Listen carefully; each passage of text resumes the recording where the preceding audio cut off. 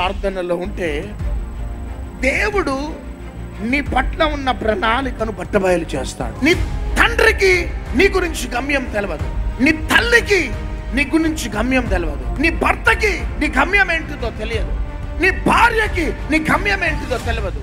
నువ్వు ఎన్ని చదువులు చదువుకున్నా నీకు పాస్ట్ తెలియవచ్చు, ప్రజెంట్ తెలియవచ్చు, భవిష్యత్తు నీకు తెలియదు.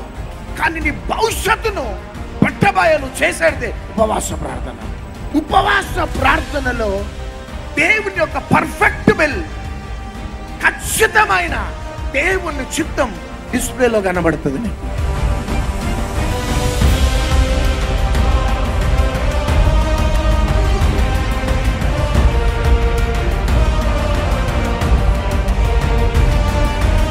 మీ ఇంటర్నల్ లైఫ్ చేంజ్ కాబోతుంది ఫాస్టింగ్ ప్రేయర్లో.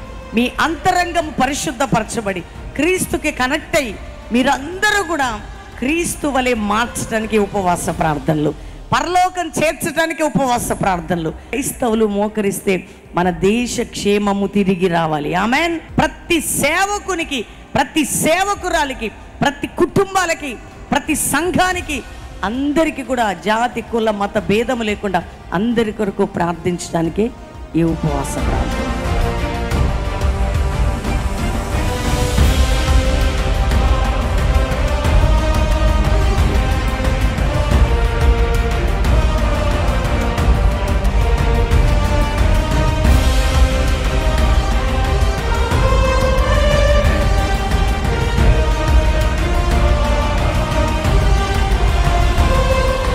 తండ్రి, నీకు వందనాలు, నీ కృతజ్ఞతాస్తుతులు, స్తోత్రాలు చెల్లిస్తున్నా. గత సంవత్సరాలంతా మా దేశ రాష్ట్రాలు ఏ విధంగా ఉండేనో, ఏ చీకటి మేఘాలు కమ్ముకొని ఉండేనో, కానీ ఇదిగో ఈ మా ప్రార్థనల ద్వారా నీ మహిమ దిగునుగాక.